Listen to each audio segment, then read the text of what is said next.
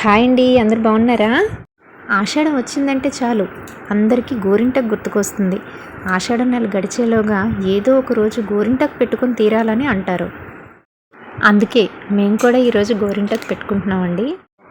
First ఈ కార్డులన్నీ తీసేసి ప్లేట్లో పెట్టుకున్నానండి. నెక్స్ట్ ఈ గోరింటకుతో పాటు కొద్దిగా చింతపండు, అది నానబెట్టి ఉంచితే కొద్దిగా మెత్తగా ఉంటుంది. మిక్సీలో కొద్దిగా ఆకు చింతపండు వేసేసి పేస్ట్లా చేసుకోవాలి. లిటిల్ బిట్ వాటర్ వేసుకుంటూ, ఎక్కువగా వాటర్ వేయకుండా మిగిలిన ఆకు కూడా వేసి గ్రైండ్ చేసుకోవాలి. గోరింటాకు ఆషాఢంలో పెట్టుకోవడానికి ఒక రీజన్ ఉంది. ఎందుకంటే ఈ ఆషాఢం ప్రారంభమైనప్పటి నుంచే వర్షాలు స్టార్ట్ అవుతాయి.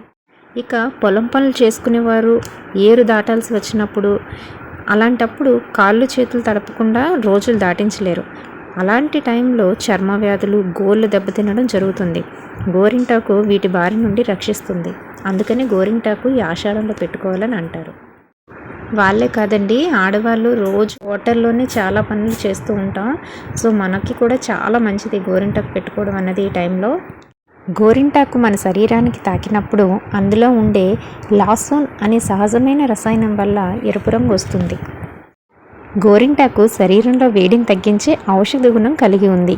వాతావరణానికి అనుగుణంగా మన శరీరాన్ని చల్లబరిచి మేలు చేస్తుంది. చక్కగా మా పాపకి 2 చేతులకి కాళ్ళకి కూడా పెట్టేశానండి.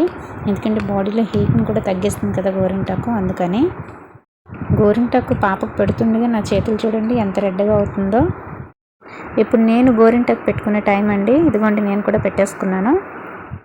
కంటికి అందంగా కనబడమే కాకుండా మన శరీరానికి ఎంతో మేలు చేసే ఈ గోరింటాకు పెట్టుకోవడం అంటే మీలో ఎంతమందికి ఇష్టమో నాకు కామెంట్ చేయండి. నెక్స్ట్ ఇంకొక మంచి వీడియోతో మీ ముందుకు వస్తాను. Until then bye bye, take care and మీ Santoshi. Please do subscribe MS Chitti గువ్వలు.